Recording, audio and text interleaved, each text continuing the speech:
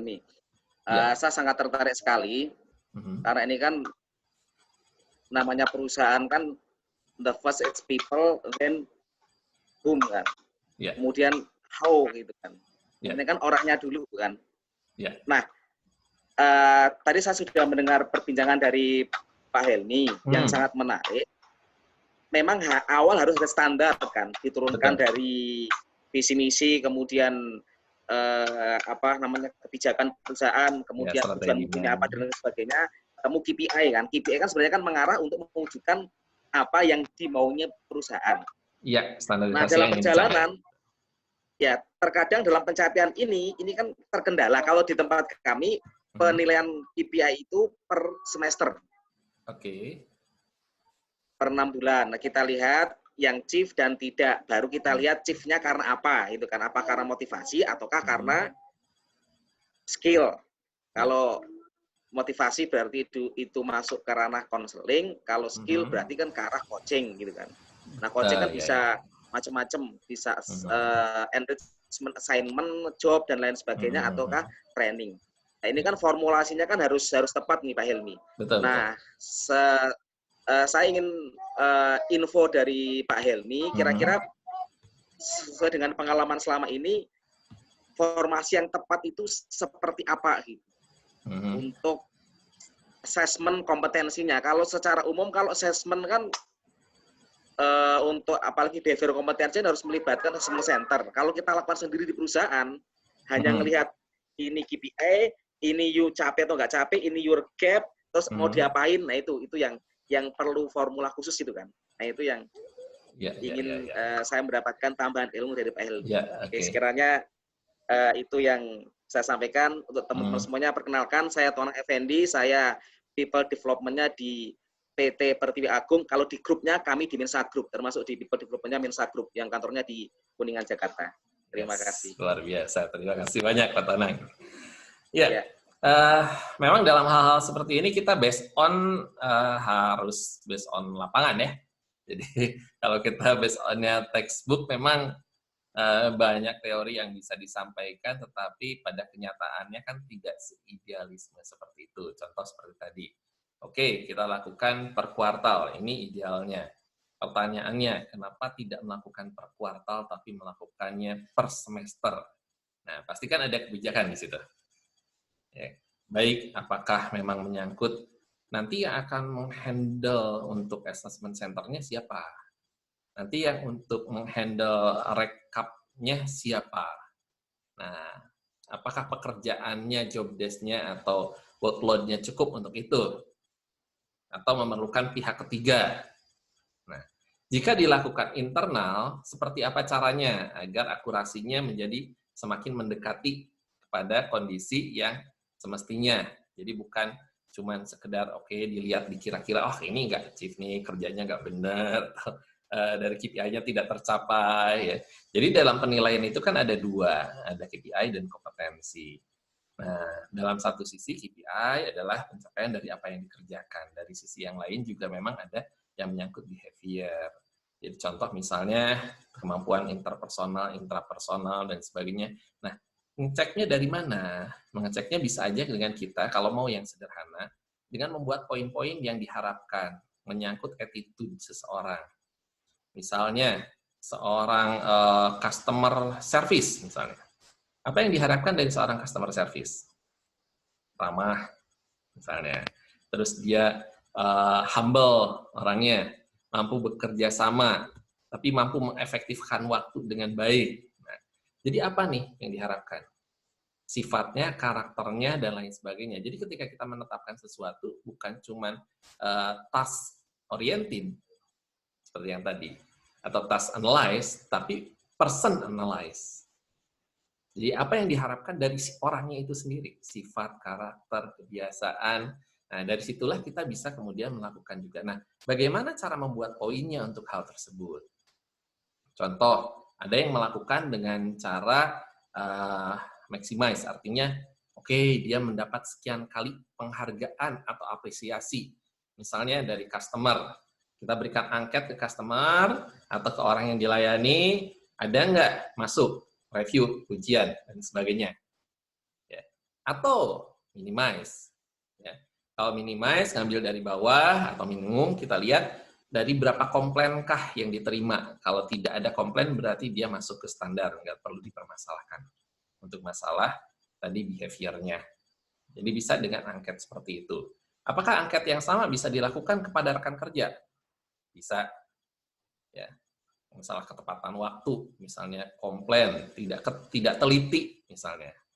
Nah, kemana misalnya? Anggap dia bekerja sama dengan bagian akunting. Akunting atau bagian keuangan, bagian finance, mereka sangat memerlukan ketelitian. Jadi ketika akan melakukan penilaian, ada poin-poin yang dimintakan ke bagian-bagian lain yang terkait. Ini yang ke samping-samping misalnya. Yang ke atasan berarti menyangkut apa? Nanti poin behaviornya. Misalnya ketaatan, kepatuhan, mau diajar, mau mengembangkan diri. Nah, ada nggak kategorinya? Kategorinya harus diperjelas. Misalnya mau mengembangkan diri itu seperti apa? Poinnya, hadir di setiap kali training. Misalnya, meeting, datang tepat waktu, membuat laporan hasil meeting.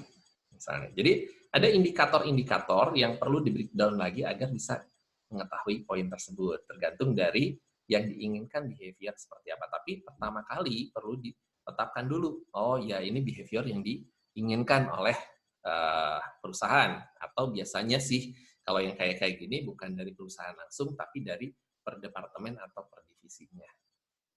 Oke. Seperti itu Pak Tonang. Mungkin kalau yang mau dilakukan per perusahaan ya, secara praktisnya biasanya saya lakukan seperti itu.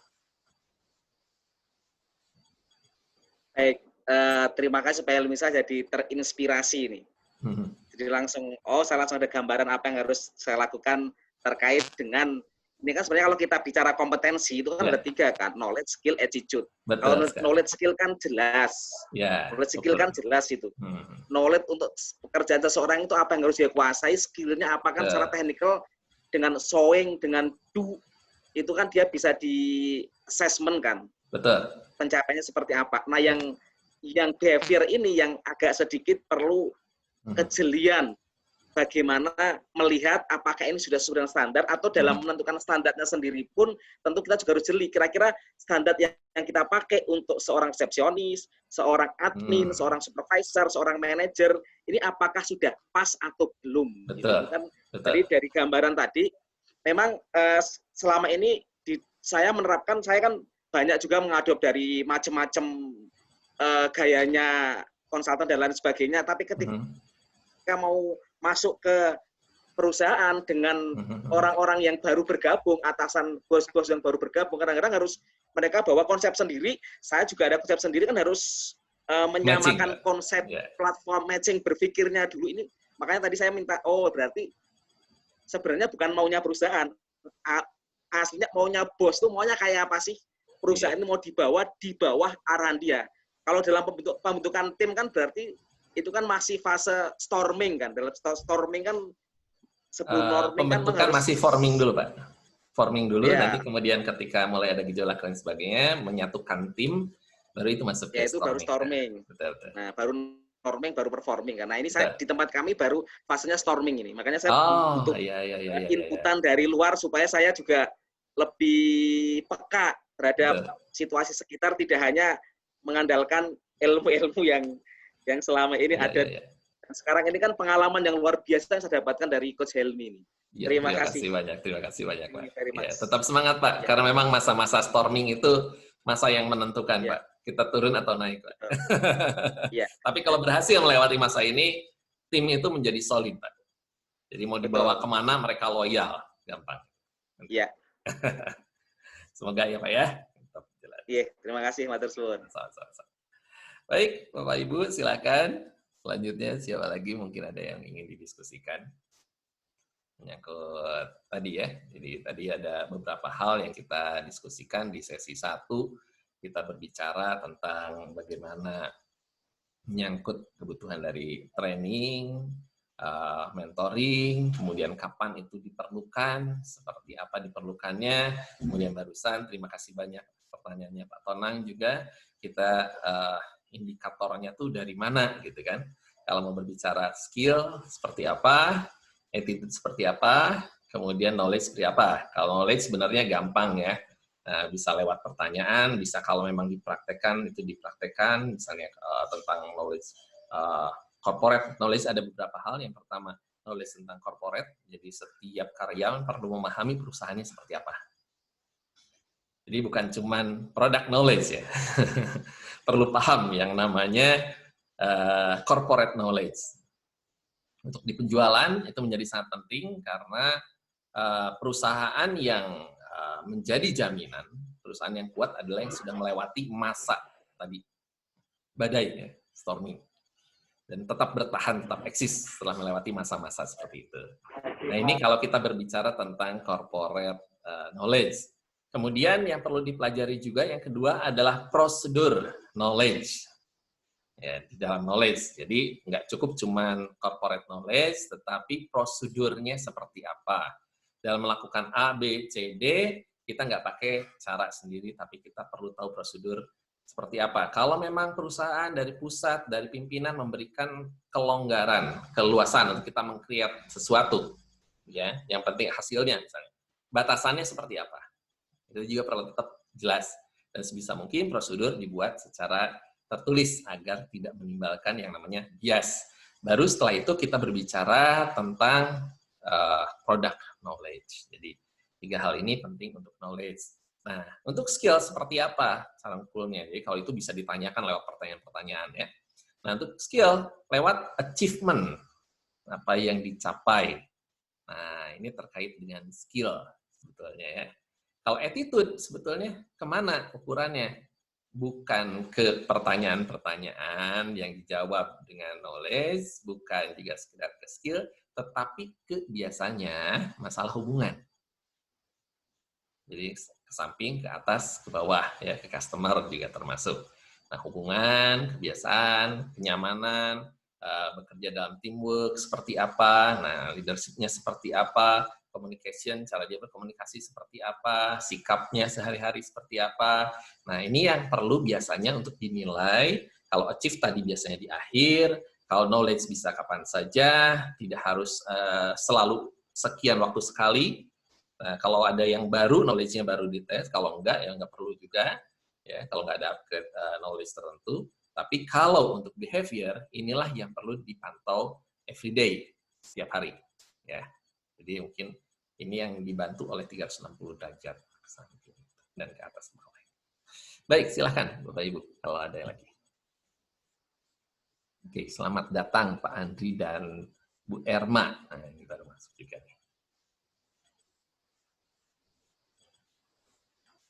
Baik, silakan. Ada lagi? Terkait training, boleh? Terkait developing people. Kenapa kita perlu mengadakan training? Ada yang bertanya atau enggak? Misalnya mungkin ada yang menanyakan,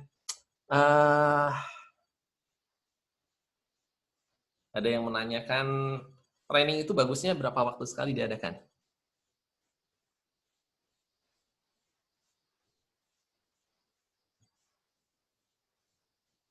Ada enggak?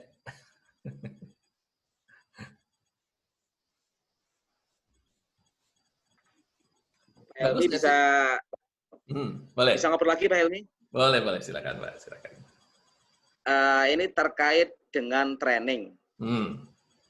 Tadi kan juga ada pertanyaan evaluasi efektivitas seperti apa kan? Kalau yang platform kita ketahui itu kan ada pertama kan L1 itu kan seperti biasa kan, tes post test, ada L2 reaction, ada L3 behavior, L4 roti itu kan. Sampai L5 Pak? L5. Ya. Ada L5 nanti. Itu bisnis itu. Oh ya, bisnis ya benar, L5. Nah, ketika sebelumnya ini kan ukurannya kan bisa kita, saya kan biasa ngasih training tatap muka juga. Nah sekarang harus beralih ke training yang online. Ya. Nah itu kan kalau untuk pretest, portest sama reaction kan kita bisa pakai Google Form tuh. Ya betul. Kita bisa pakai Google Form, tinggal mereka ngisi kan lebih cepat, lebih gampang. Materi juga bisa kita share sebelumnya. Dan sebenarnya penyampaian nggak bisa seperti tetap muka ada game dan lain sebagainya. Kita lebih hanya poin-poinnya saja kan. Selebihnya nanti bisa dia learning sendiri sambil kita cek. Nah, tentu ini kan harus melibatkan atasannya masing-masing ketika itu technical ataupun BF ataupun soft kompetensi kan. Kalau di kami itu kan per 3 bulan dinilai oleh atasannya apakah materi yang diberikan ini punya efektivitas terkait dengan peningkatan kinerja yang bersangkutan gitu. Betul. Nah, penilaian ini nantinya akan masuk ke kondite yang bersangkutan. Itu kadang-kadang ada yang subjektivitasnya tinggi. Nah, ini apakah kita tetap hargai sebagai profesional judgment, artinya apapun yang diberikan oleh atasan sebagai profesional, yaitu yang hasilnya ya itulah yang disampaikan. Apakah kita proses lagi penilaian atasan satu di atasnya, kemudian diimbangi satu lagi atasan di atasnya atasan yang bersangkutan. Kira-kira seperti apa, Pak Coach Helmi? Ya, tergantung dari apa yang ingin dinilainya, Pak. Tergantung dari apa yang ingin dinilainya. Jadi, misalnya kalau kita ngomong behavior tadi, ya, apakah efektifkah training yang kita lakukan terhadap perubahan behaviornya? Gitu. Apakah yang tadinya dia nggak bagus, kinerjanya nggak smart, tadinya nggak ngerti bagaimana mengatasi konflik dengan teman-temannya.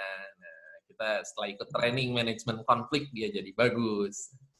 Setelah dia ikut training stress management atau time management, nah, dia lebih efektif mengatur waktunya dan sebagainya. Nah, apakah ini bisa diukur? Bisa. Tadi lewat 360 derajat. Kalau untuk behavior seperti itu. Cuman memang perlu ada bagian yang sudah ditunjuk sebelumnya. Jadi 360 derajat juga nggak bisa main random begitu saja. Karena kita pilih nih orangnya kompeten atau enggak. Nah, kalau mau menilai tadi ke atasan langsung bisa. Ke bagian yang misalnya, orang ini sering terkait ke bagian lain juga. Oke, tolong ditanyakan juga.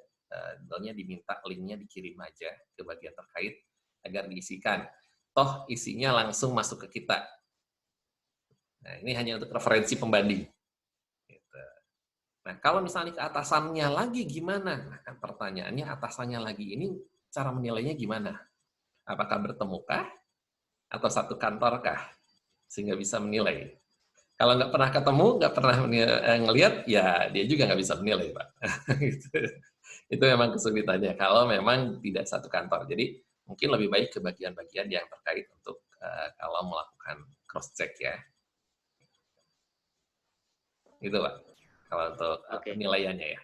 Untuk internalisasi dari ketika seseorang menerima materi, dia kan harus mengendapkan dulu di pikirannya. Ya, kemudian kalau materi itu memang harus dipraktekkan, dia harus memulai membiasakan dirinya day by day untuk menerapkan apa yang dia peroleh di training itu. Yes. Nah, kira-kira apakah waktu 3 bulan dari sebelum training, dia kasih training, 3 bulan berikutnya baru kita nilai behavior effectivity-nya, itu cukup ataukah perlu 6 bulan lagi? Kalau saya kemarin ya hanya 3 bulan, saya rasa karena kan program kita setahun, kalau nanti terlalu panjang nggak bisa dilihat gitu.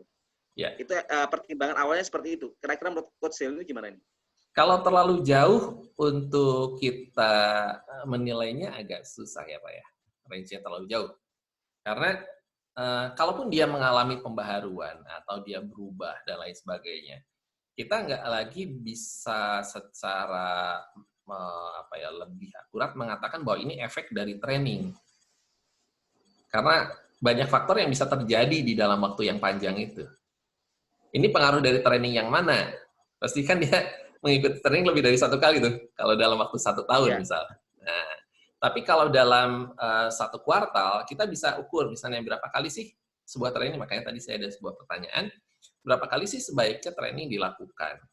Dalam durasi jeda interval berapa waktu sekali training itu dibuat. Nah, sehingga misalnya dalam 1 kuartal tuh berapa training yang bisa dibuat untuk diikuti oleh satu orang tertentu. Ya. Gitu. Nah, sehingga kita bisa ngukur efeknya ini benar nggak. Lalu ngitungnya gimana efeknya? Kalau memang dia dilakukan di awal kuartal, kita bisa hitung di akhir kuartal. Tapi kalau dia dilakukan di akhir kuartal, mau nggak mau, kita hitungnya di kuartal berikutnya. Karena memang ada waktu yang bisa ditambahkan. Kalau misalnya di bulan kedua, gimana? Kalau di bulan kedua, tetap kita nilai di kuartal tersebut, tetapi kita berikan catatan khusus. Artinya ada waktu pemantauan tambahan. Seperti itu. Kalau untuk itunya ya, untuk pemantauannya tadi, kalau efektivitas dari trainingnya itu seperti apa. Nah, kayaknya tadi balik lagi, mau bagusnya berapa waktu sekali nih training diadakan? Untuk satu orang tertentu diikutkan ke dalam sebuah training.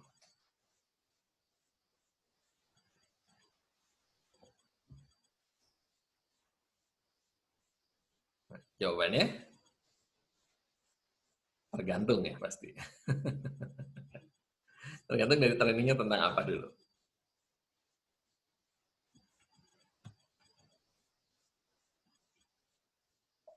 Oke. Iya. Ini ada pertanyaan. Izin bertanya, maaf, efektifnya evaluasi pelatihan itu dilakukan berapa lama pasca pelatihan? Oke. Ini tadi ya, sudah saya jawab juga. Yang barusan sudah saya jawab. Ya, tergantung waktu dilaksanakannya pelatihan. Sebetulnya kan 3 bulan ya. 3 bulan setelah itu, mau nggak mau kita perlu lakukan evaluasi yang level 4. Level 3 juga. Oke, silakan. Ada lagi? Yang chat. Oke, contohnya pelatihan Service Excellent. Ya, pelatihan Service Excellent. Kebetulan kemarin saya baru pegang satu perbankan nasional yang cukup besar, internasional juga sebetulnya. Untuk Service Excellent-nya. Nah, Service Excellent itu sasarannya apa perlu ditetapkan. Ya, karena sebetulnya masa-masa ini kan sudah beralih paradigmanya dari sekedar Service Excellent menjadi Customer Satisfaction and Experience, ya, shifting paradigma. Jadi, Service Excellent ini menyangkut siapa? Apakah bagian customer service-nya saja, front office-nya saja, atau seluruh bagian yang terkait di dalam perusahaan? Karena kalau kita bicara soal mentality service atau service attitude, ini terkait dengan seluruh bagian di dalam perusahaan. Kita nggak bisa hanya bicara soal bagian-bagian di depan. Nah, berapa kalikah intensitas yang perlu disampaikan menyangkut masalah service excellent? Service excellent secara kebijakan perusahaan tentu tidak banyak berubah-ubah kan? Nggak selalu prosedurnya berubah, karena service excellent menyangkut bagaimana ekselenitas kita dalam melakukan sebuah layanan sesuai dengan standarisasi perusahaan. Jadi service excellent ini bukan hanya sekedar service excellent, misalnya salam, sapa, terus apalagi senyum. Nah, bukan cuma sebatas itu, bukan cuma sebatas kecepatan, kehandalan, kenyamanan, bukan sebatas itu juga, tapi setiap perusahaan punya standarisasi. Nah, ini yang standarisasi ekselenitasnya sebetulnya setiap perusahaan. Nah, dengan kita memiliki ini, kita tahu tim kita ini perlu ditrainingkan ini enggak? Oke, perlu. Kapan? Minimal 1 kali ketika dilakukan kebijakan atau ada perubahan kebijakan menyangkut standarisasi service excellence dari sebuah perusahaan, semua karyawan harus mendapatkan training tersebut. Ya, sebagai dasar. Oke, ini semua. Kemudian setelah itu perlu ada training tambahan lagi. Buat siapa? Buat pelaku langsung. Jadi orang-orang yang berkaitan langsung dengan customer. Ini perlu. Mungkin di bulan yang sama, mungkin di bulan depannya. Silahkan diatur menurut kesibukan dari perusahaan. Gunanya apa? Lebih membreakdown ke hal-hal teknis dan studi kasus. Oke. After dilakukan training, apa yang perlu dilakukan? Nah, ini perlu dilakukan yang namanya group sharing. Jadi after training, kemudian nanti setiap leader yang hadir, setiap divisi yang hadir, perlu melakukan group sharing per divisinya, per unitnya kalau perlu. Jadi mereka diskusi lagi bagaimana menerapkan hal tersebut di unitnya masing-masing. Jadi cukup sebatas itu dulu. Nah, nanti kita akan lihat biasanya kalau Service Excellence tidak bisa dievaluasi untuk penerapannya benar-benar secara umum ya, itu 3 bulan. Untuk kinerja bisa, ya 3 bulan. Tapi apakah perlu setelah 3 bulan ini dilakukan kembali training yang sama?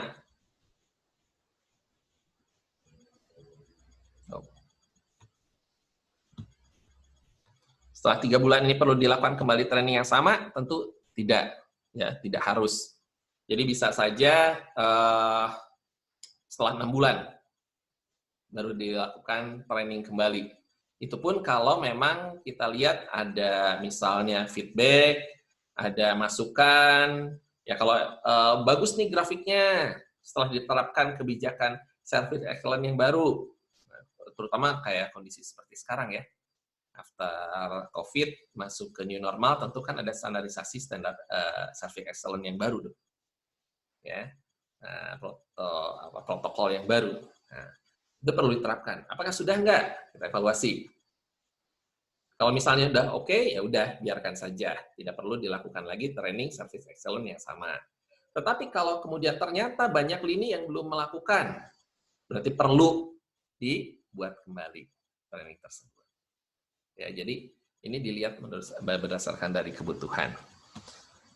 Baik.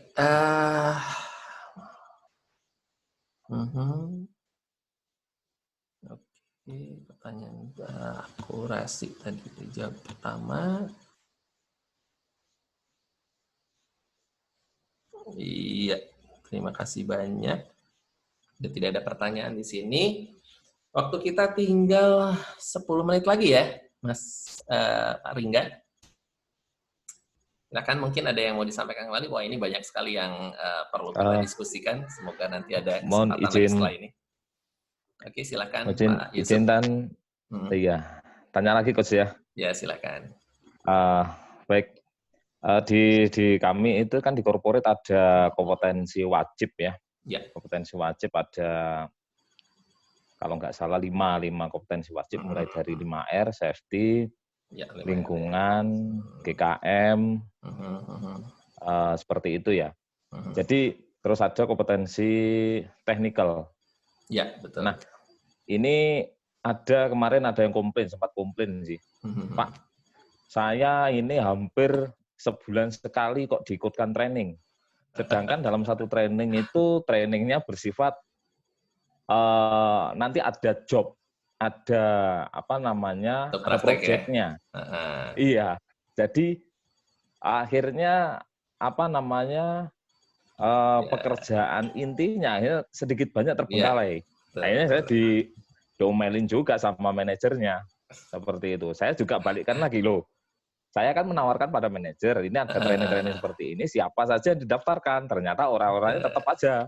Sehingga orang-orang yang bersangkutan didaftarkan itu komplain. Pak Yusuf, ini kok saya lagi. Wah, proyeknya luar biasa banyak ini. Jadi 3L ya, dalam satu orang ini, iya, satu orang itu idealnya dalam 1 tahun itu dia minimal berapa training, dan kalau misalkan berbasis project gitu ya, ini apakah sebelum project berakhir, apakah kalau kita ikutkan training ini nanti ada permasalahan apa tidak, seperti itu. Ya, khawatirnya terlalu overload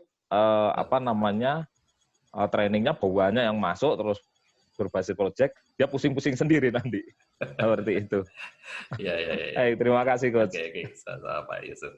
Ya, ini real sekali Pak, karena memang saya ngalamin kemarin ini, sekitar 4 tahun yang lalu, saya kebetulan merancang training untuk sebuah perusahaan, ya kebetulan dia salah satu perusahaan di industrinya nomor 1 di Asia Pasifik, jadi cukup banyak nih untuk semua cabang, untuk semua bagian kita rancang untuk hal itu. Kemudian kendalanya sama Pak, ditanyakan karena ada biasanya dari pusat bikin program training yang wajib atau mandatory diikuti, ternyata di daerah banyak yang komplain.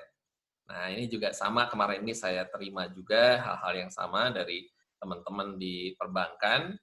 sama juga, karena mereka harus layanan customer, sementara harus pergi training. Jadi banyak sekali kasus-kasus seperti ini yang terjadi. Oke, idealnya berapa waktu sekali.